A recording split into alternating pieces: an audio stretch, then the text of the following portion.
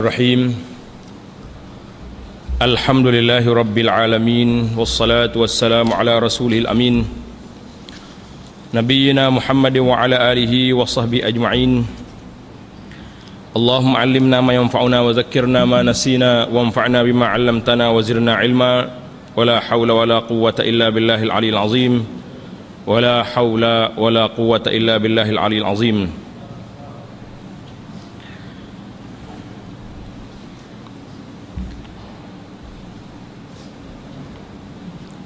Alhamdulillah, syukur kita banyak-banyak kepada Allah Subhanahu wa taala, kerana dengan limpah kurnia Allah, doa yang kita selalu baca, Allahumma ballighna Ramadan, ya Allah sampaikan kami dapat hidup dalam bulan Ramadan, telah dikabul oleh Allah Subhanahu wa taala. Ada di kalangan sahabat-sahabat kita, orang-orang yang kita sayangi, orang yang kita kenali, telah pun meninggal sebelum sampai kepada Ramadan. Sebelum sampai Ramadan, mati. Maka mereka sudah tak, orang panggil kalau orang main bola agak dekat lubego dah tu. Dekat. Jadi alhamdulillah, apabila kita selamat sampai ke Ramadan dan kita masuk dalam bulan yang mulia ini, maka apa perkara yang perlu kita buat, iaitulah kita mengenali bulan Ramadan ini, kerana di dalam Ramadan itu ada satu ibadah yang dinamakan ibadat puasa. Kerana itulah tajuk risalah kita ni, puasa dan Ramadan. Bila sebut Ramadan, Ramadan itu bekas. Ramadan itu dianggap sebagai bekas pengisiannya. Yang pertama sekali, yang utamanya puasa. Kerana dia utama, kerana dia rukun. Kemudian dalam bekas ini yang perlu kita masuk, yang perlu kita isi, iaitulah pengisian-pengisian yang lain yang ada hubung kaitnya dengan Ramadan, sebagaimana Allah Ta'ala firman dalam Al-Quran Al-Karim, Syahrul Ramadan alladhi unzila fihil Quran hudan linnas wa bayyinatin minal huda wal furqan. Bulan Ramadan, bulan yang turun padanya Al-Quran. Jadi bulan Ramadan ini bekas yang nak kita isi bekas dalam dia tu, yang pertama sekali kena letak puasa, kerana dia asas. Kalau kita panggil kat makanan utama, nasi lah kita. Dalam bekas ni juga ayat yang 186, para jemaah boleh ambil Al-Quran tengok. Kita nak syarah ayat 183 hingga 187. Ayat 186, wa idza sa'alaka ibadi anni fa inni qarib. Tengok, ujibu da'watad da'i idza da'an falyastajibu li wal yu'minu bi la'allahum yarshudun. Tengah-tengah duk baca bab puasa, Allah Taala mari celah ayat wa idza sa'alaka ibadi anni fa inni qarib ujibu da'watad da'i idza da'an. Bila hamba aku tanya tentang aku, ayat dia aku dekat. Allah Ta'ala dekat dengan kita. Bila dekat, ujibu da'watad da'i idza da'an, aku sangat memperkenankan apabila ada orang berdoa. Jadi bekas ni, bekas Ramadan ni, yang kedua yang kita kena isi, doa di bulan Ramadan. Falyastajibu li wal yu'minu bi la'allahum yarshudun. Jadi ayat ini juga disebut tentang supaya kita banyak berdoa dan berzikir pada Allah Subhanahu wa taala. Jadi disebut dalam Al-Quran, wa iza sa'alaka ibadi anni fa inni qarib. Itu bermakna di dalam ayat ini telah disebut kepada kita supaya berzikir dan berdoa. Dua benda yang kita kena masuk. Dan di akhir ayat itu Allah Taala sebut juga tentang supaya jangan kamu makan benda-benda yang tidak baik. Jadi nampak sangat bila mari bulan Ramadan, tuan-tuan dan puan-puan muslimin dan muslimat, apa benda yang kita kena buat? Maka yang pertama sekali, oleh kerana Ramadan ini terlibat dengan puasa. Puasa adalah merupakan suatu perkara yang asas. Yang asas. Tengok dalam kertas kita tu, muka surat 3. Yang pertama sekali kita kena belajar tentang puasa. Bila sebut puasa, apa istilahnya? Apa dia istilah puasa itu? Dalam kitab fiqh dia bahas puasa tu makna apa. Puasa itu iaitulah menahan diri daripada melakukan perkara-perkara yang membatalkan puasa. Itu dia panggil di dalam kaedah fiqh betul. Puasa itu artinya apa dia? Menahan diri daripada perkara-perkara yang membatalkan puasa daripada terbit fajar sampai terbenam matahari. Betul ke tak betul? Dari sudut takrifnya betul dah. Maka kita kena tahu takrif kata puasa menahan diri daripada benda yang membatalkan puasa. Daripada mana? Daripada terbit fajar sampai jatuh matahari. Maka kita akan pergi pada perkara yang kedua. Apa benda? Bila ada puasa, rukun puasa ni ada dua. Berapa rukun yang ada puasa? Dua. Yang pertama, cuba kata, berniat. Kalau orang tu tak niat, dia tak makan tapi tak niat, kan senyap gitu ya, tak jadi puasa dia. Jadi niat itu di mana? Mana tempat niat dia? Tempat niatnya mahallul niat al-qalb. Tempat niatnya dalam hati. Waktu berniat dia ada dua.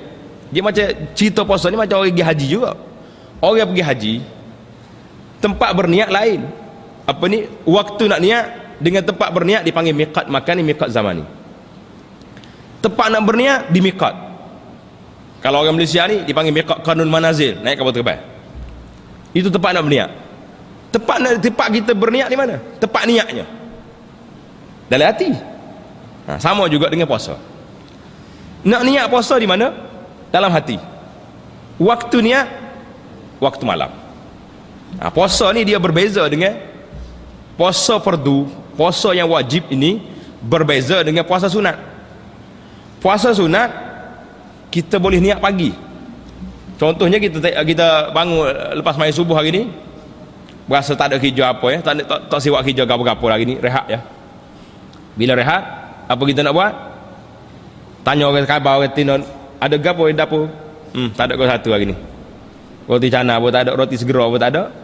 Beres. Kita pun niat puasa. Saja aku puasa hari ni. Sah. Terus dia pakai tak makan sampai ke maghrib. Tapi puasa Ramadan tak. Puasa bulan Ramadan dia mesti kena niat malam. Sebab apa? Sebabnya syarat puasa itu mesti cukup satu hari.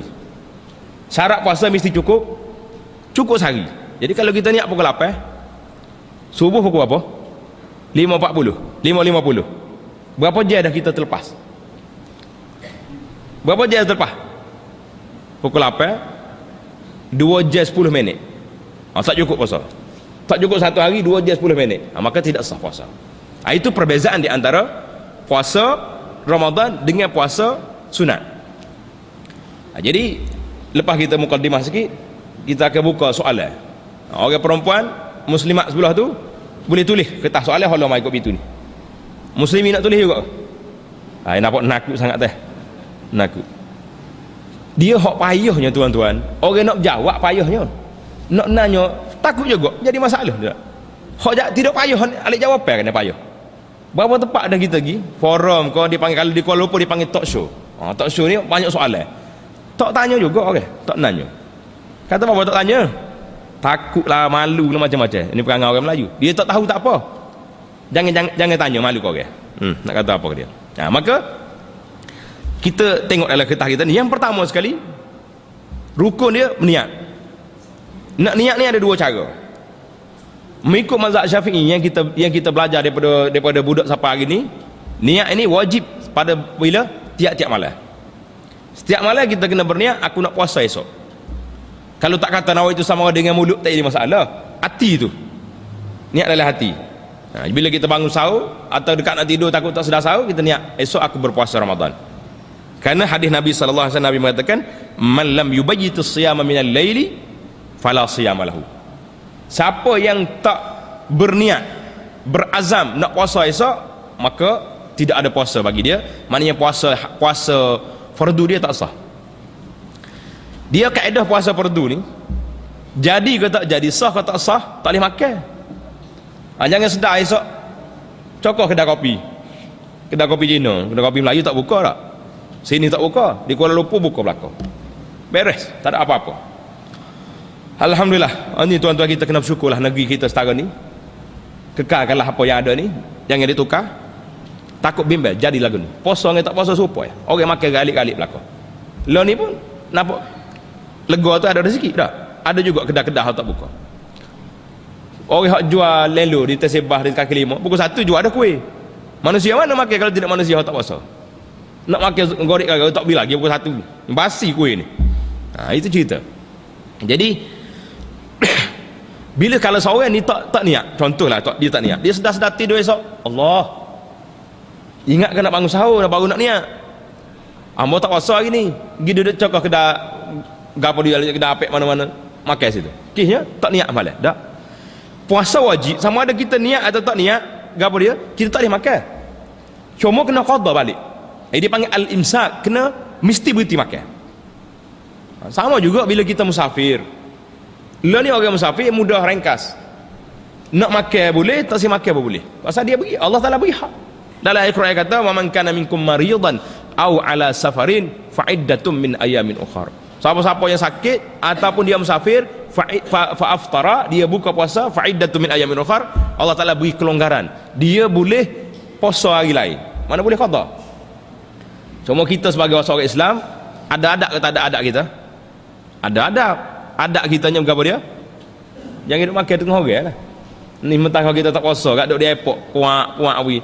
Kita tengok kan dia ni masa mau koceh, kelih-kelih duduk makan McDonald's situ. Ke airport ni masa jenis McDonald's, masa jenis Mac begitu banyak benar di airport. Kapur kita kurang dah. Baik. Itu yang pertama. Yang kedua, al-imsak. Apa makna imsak? Menahan diri dari perkara-perkara yang membatalkan puasa. Mulai daripada terbit fajar sehingga terbenam matahari. Yang pertama, niat. Bila kita niat, puasa ni kalau mengikut bahasanya, makna orang ni tak buat benda. Itu mana puasa? Tak makan, puasa. Tak bercakap dengan orang, puasa juga. Tak buat apa-apa, puasa. Kalau orang tanya, "Gimana?" Senyap. Tulis puasa. Tulis kertas, saya puasa. Cakap tak, puasa. Dari sudut bahasanya memang makna puasa tu tak bercakap pun puasa. Jadi jangan bila orang tanya khabar kita kedua hanggut-hanggut. Lepas pada hanggut akak kertas tulis puasa. Dia kata dia ni mentaka belajar puasa tak. Itu dari sudut bahasanya betul, bukan tak betul.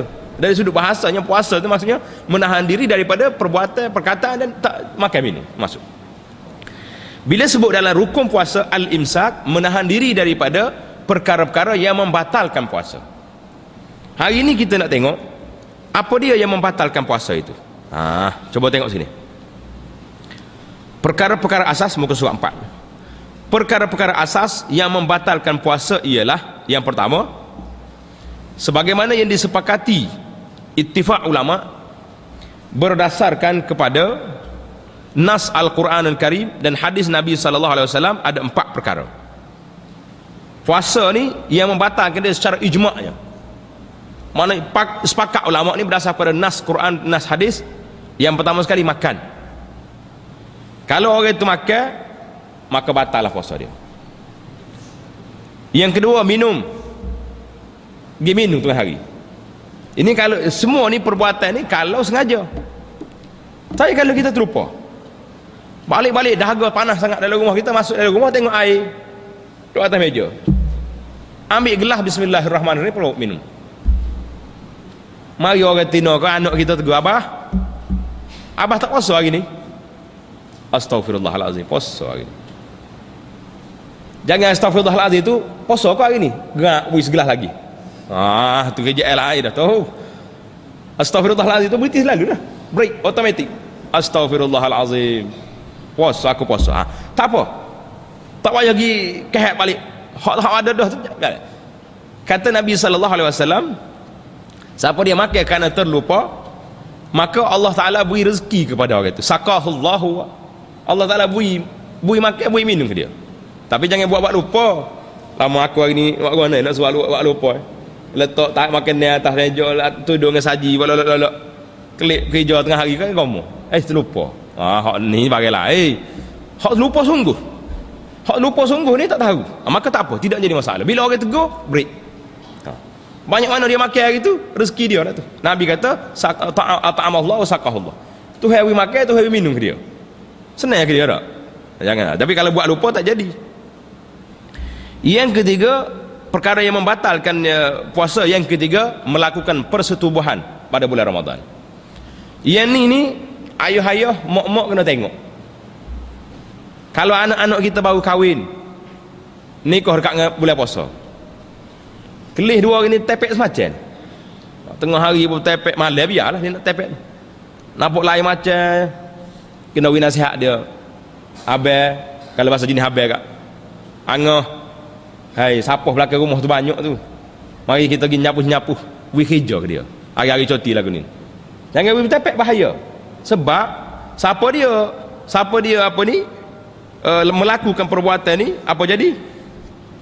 Orang yang melakukan jima bulan Ramadan kena kafarah. Kafarah banyak mana kafarah dia? Puasa 2 bulan betul-betul. Berat kita. Hak sebulan ni pun mepeh dah menyasar dah ni. Kena 2 bulan pula agaknya. Jadi ayah kena peka. Kita tahu kan kita orang tua ni ada pengalaman tak? Tengok nampak romo lain tu. Jadi cari kerja kan. Suruh kita ambil kedai, kata pergi beli barang dapur ni, gula tak ada rumah, nak masuk kuih payah. Ucai kerja lah. Panggil anak menantu hot teno biar menyapu sapah dapur.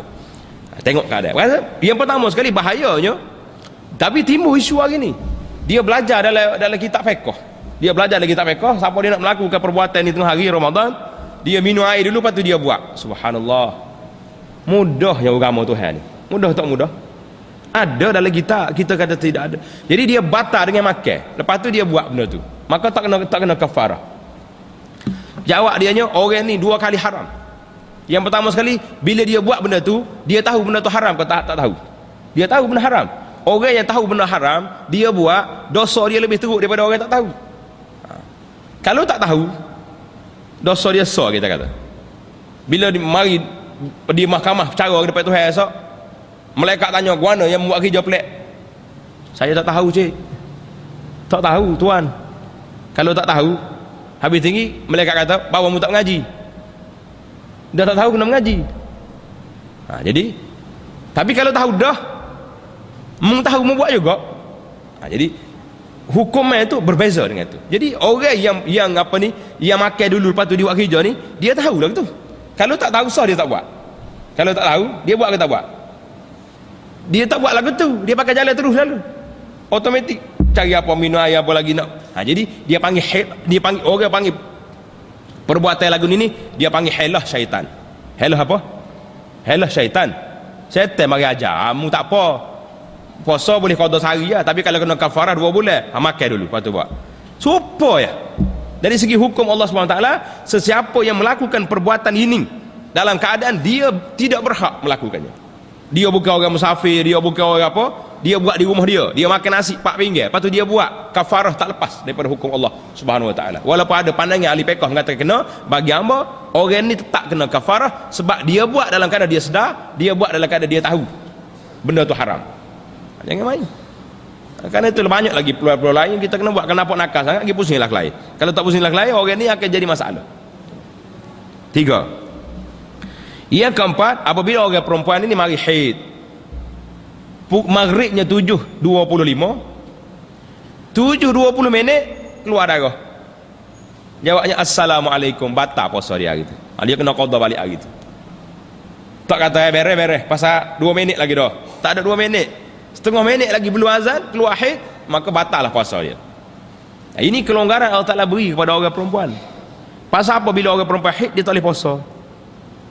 Pasal apa? Bila orang perempuan haid dia tak boleh solat. Itu satunya kelonggaran Allah Ta'ala beri kepada orang perempuan. Yang kedua, orang perempuan haid ni bermasalah dengan kesihatan dia, lemahnya, dengan berapa macam-macam benda, maka dia beri kelonggaran makan lamu senang. Sama juga dengan nifas. Masalah anak-anak kita, orang-orang perempuan haid dengan nifas, bila mari bulan Ramadan, banyak timbul isu, timbul soalan. Dia kata kita nak makan ubat lah ustaz, tak sewi haid mari, pasal nak puasa sekali dengan orang ramai. Kalau puasa seorang apa ni qada payah, payah qada ni, kau tak payah. Berapa ramai duduk menelpon tanya khabar, hantar email lagi, ustaz saya ni qada tak habis ni.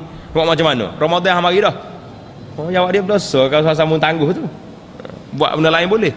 Jadi kita kena suami-suami ni, ayah-ayah ni, bila lepas pada bulan Ramadan, kumpul selalu isteri dia, anak dia kumpul sekali, mari kita mayat, kita semayat, kita qada puasa. Ayahnya qada puasa sunat, isterinya, anak-anaknya puasa qada. Buat qada puasa ramai-ramai di rumah. Ni dak bila bini puasa, dia tak puasa, jadi masalah pula dia ni. Alah, puasa pula dah. Oh, dia buat gula apa tawar ni.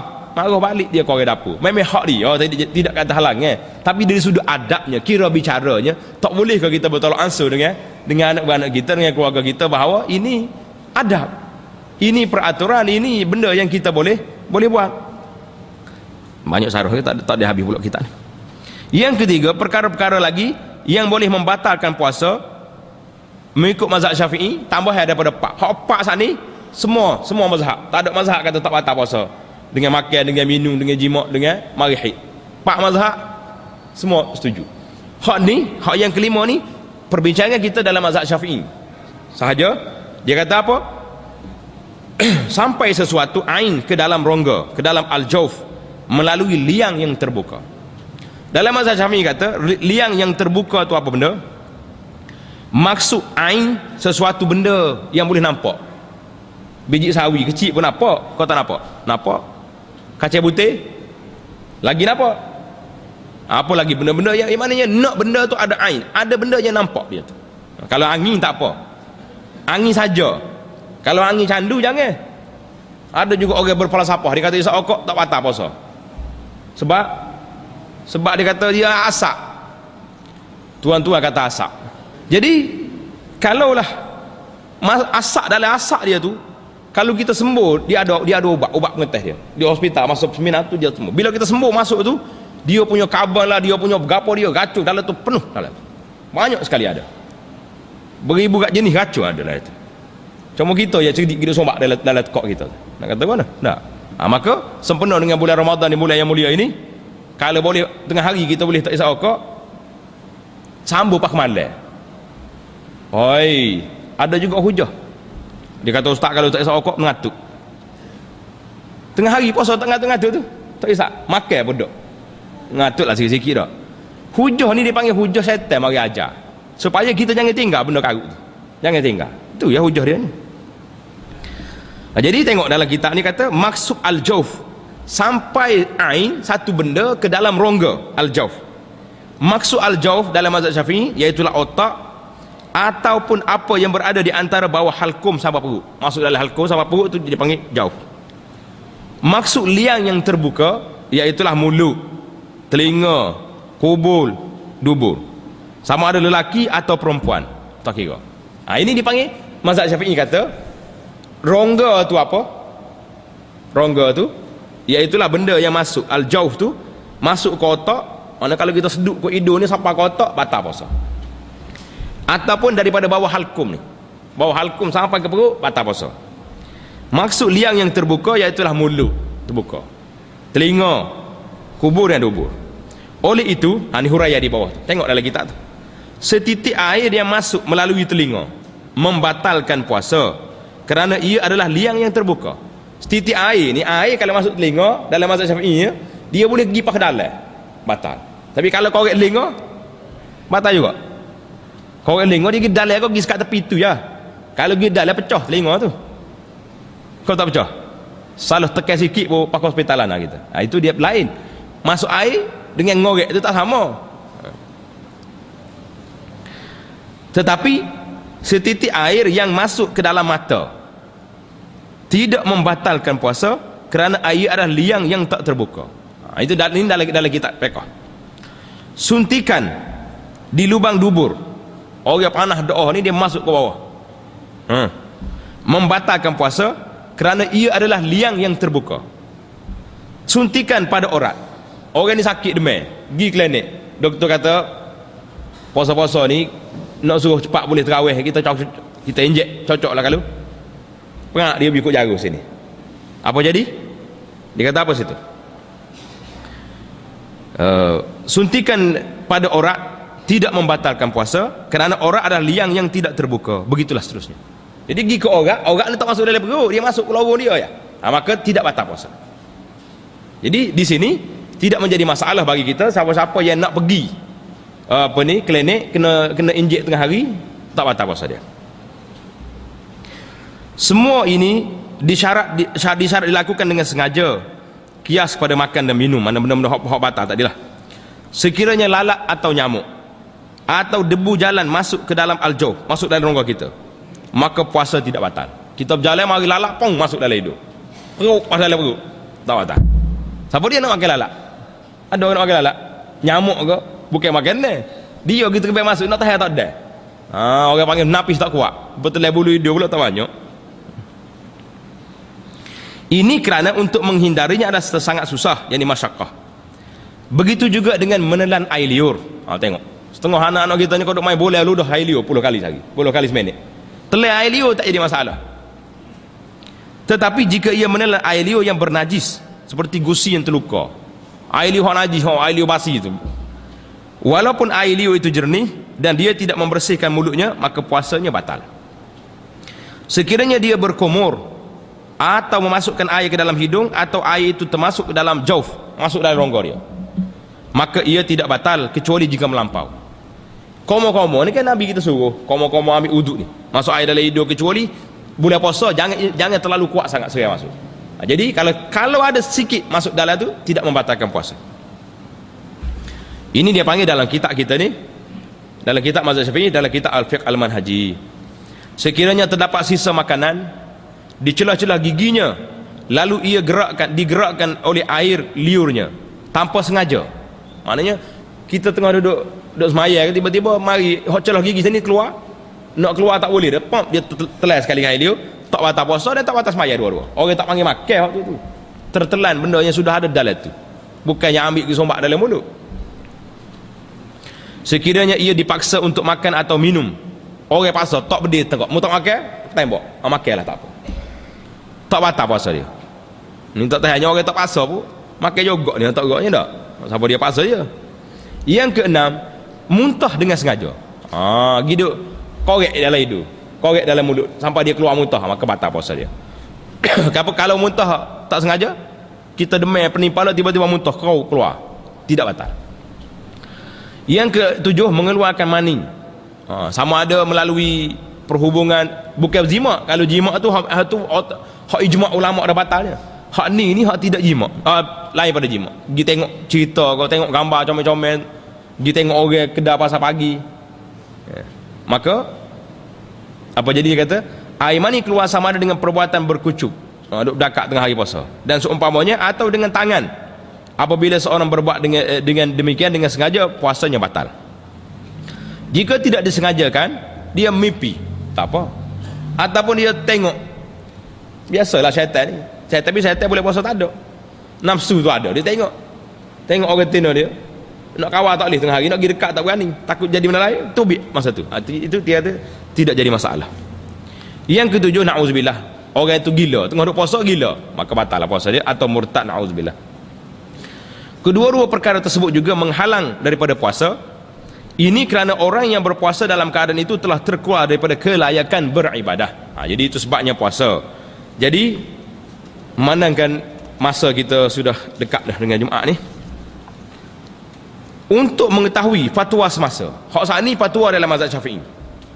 Fatwa semasa ni tuan-tuan muslimin dan muslimat, fatwa yang telah dikeluarkan oleh jabatan, bukan fatwa seorang, bukan ulama-ulama biasa seperti kampung kita ni, tidak. Fatwa ini adalah fatwa yang dikeluarkan oleh majlis fatwa antarabangsa yang dihadiri oleh berpuluh-puluh ulama daripada seluruh dunia, ulama-ulama besar. Setara kita Abu Anas ni memang kalau pergi jadi bawa ulama.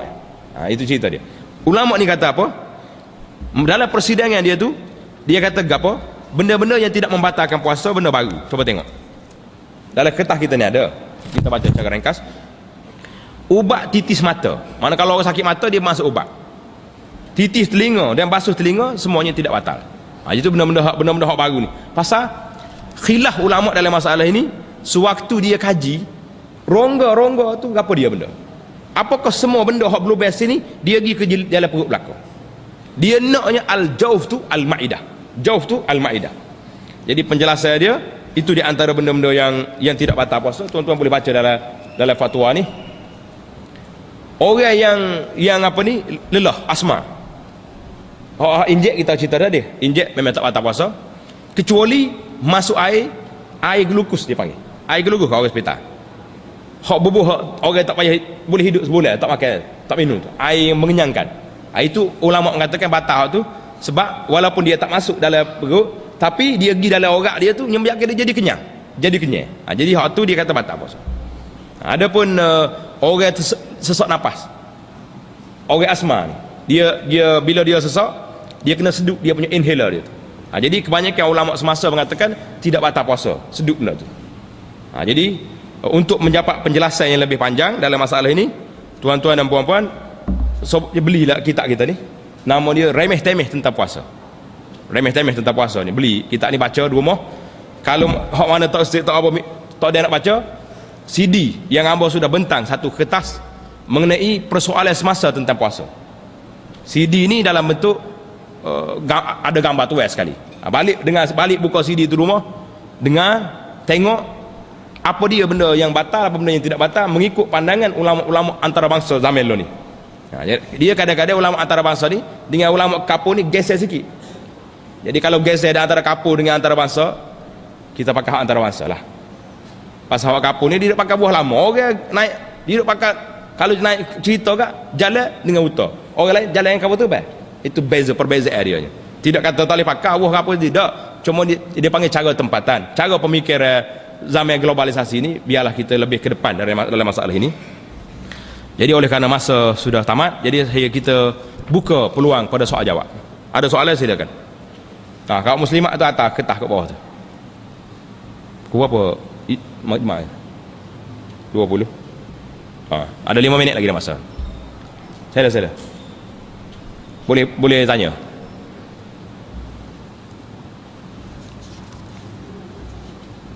Kau jelas belakang dah, tak payah tanya. Dia lagi tu ya. Orang kita ni kelebihan dia nanya korang. Salah. Ya.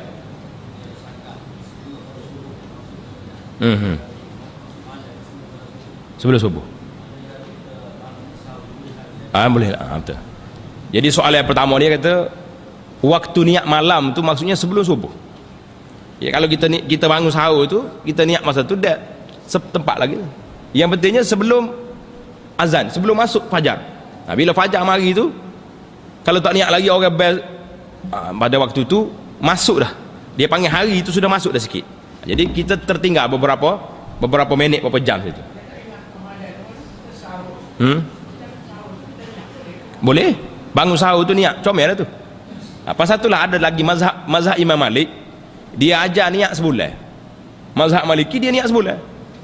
Dia kata saja kita niat awal bulan puasa ni, malam ni kita niat kata aku puasa sebulan.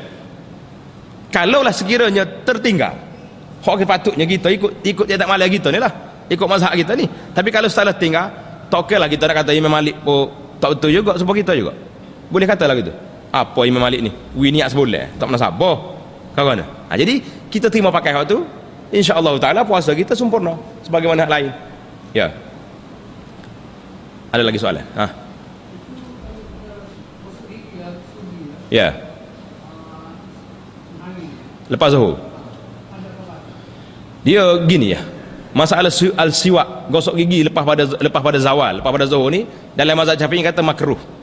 Mazhab Syafi'i kata makruh sebabnya Nabi kata khalufu famis shaim. Bau busuk mulut orang puasa itu sangat harum di sisi Allah Taala lebih pada kasturi. Jadi kalau lepas pada setengah hari kita gosok gigi, seolah-olah kita menghilangkan bau busuk itu. Tapi ulama lain kata tidak makruh. Kerana bau buat mulut ni bukan mari di mulut, bukan mari di sini. Dia mari daripada dalam. Oleh kerana perut kita kosong, pada waktu itu bau tu keluar daripada dalam, bukan mari sini. Jadi kalau perlulah insya-Allah taala tidak makruh lah kita bersiwak lepas pada zawal.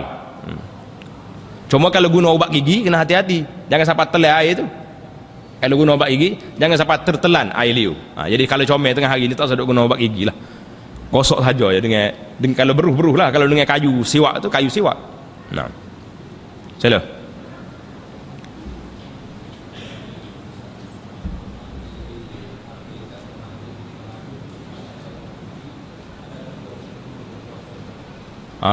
Tentang niat itu mandi. Ada juga di antara makruh puasa ni bila kita mandi di akhir hari, dekat nak maghrib dah mandi. Jadi kalau kita tak mandi masa tu, kita nak mandi bila? Soalannya, mungkin setengah orang tu dia keluar maghrib tu, dia tak balik dah. Buka puasa di masjid, kemudian dia baca Quran sampai tarawih bawa balik. Jadi tidak jadi masalah. Kita mandi pada waktu lepas asar. Walaupun ada lagi tak kata makruh, kerana dia mengurangkan pahala puasa kerana itu. Ini yang jadi masalah sekarang ni yang selalu kita sebut. Kita ni terlalu kutip orang panggil duk kutih ujung-ujung kulit. Puasa kalau siwak lepas zuhur makruh, kuruh puasa. Mandi lepas asar kuruh puasa. Yang patut kita fokus betul-betul dalam masalah puasa ni, yang menghapuskan pahala puasa tu. Dah kita belajar dalam kitab fiqh. Betul kitab fiqh tu tak betul. Fiqh kata puasa itu menahan diri daripada perkara-perkara yang membatalkan puasa. Cari dalam senarai yang membatalkan puasa. Mengupak orang batal puasa? Mengupak orang batal ke tak batal? Tak batal. Pergi tengok nyonya-nyonya kalau gerai batal puasa? Tak batal. Tu dia boleh pergi belakang tu. Bila puasa pun dia lagi kecek orang. Duduk bentar, kawan nak royak. Tuan-tuan nasihat lama dah. Kalau kita nak royak orang, nak gapo, duduk bentar, nak royak orang. Jangan royak usah kata gitu. Tunggu bentar, kita nak ngupak orang. Royak direct gitu sebenarnya. Tunggu kejap, aku nak ngupak orang ni. Barulah tajuk tu grand. Gapo dia? Nak ngupak. Kan sedap tu gitu tak? Lepas tu pakat ngupak tak apa. Jadi itu dia panggil kita duduk kiki benda-benda yang kecil-kecil. Benda-benda yang betul-betul menghapuskan pahala ibadat kita. Kadang-kadang kita terlupa. Terlupa tak? Ada lagi soalan? Kalau tak ada lah, kita boleh break dah kerana waktu kita sudah hampir dengan Jumaat. Jadi insya-Allah perbincangan kita ni kita sambung lagi minggu depan. Macam ni lah, mari awal sikit. Pukul 12.30 ni kita bicara, buka soal jawab. Dan sebelum tu jangan lupa lah, kita remeh-temeh tentang puasa ni. Kalau boleh balik ni hotel tengok. Pasal banyak benda-benda yang kita anggap batal, benda tak batal. Benda yang kita rasa tak apa, rupanya benda ni bahaya. Bahaya apa? Menghapuskan pahala puasa. Tak batal puasa, tapi puasa kuruh kering. Orang hidup dalam ICU tu hidup ke mati? Hidup, pasal ada nyawa. Tapi orang panggil orang hidup ke dalam itu? Tak hidup, pasal tak bergerak dah. Kita hari ni puasa, tapi puasa kita puasa nyawa orang ICU. Ibarat katanya tak batal puasa, tapi tak ada dah isi kandungannya, tak ada apa. Ngopak orang boleh, tengok benda boleh, kecek huduh boleh, semua benda boleh. Jadi itu dia panggil menghapuskan pahala semua. Jadi tuan-tuan muslim-muslimat beli dan kitab baca dan CD pun dengar, insya-Allah taala. Mudah-mudahan Allah Taala beri kepada kita rahmat, taufik, hidayah insya-Allah. Sekian, assalamualaikum.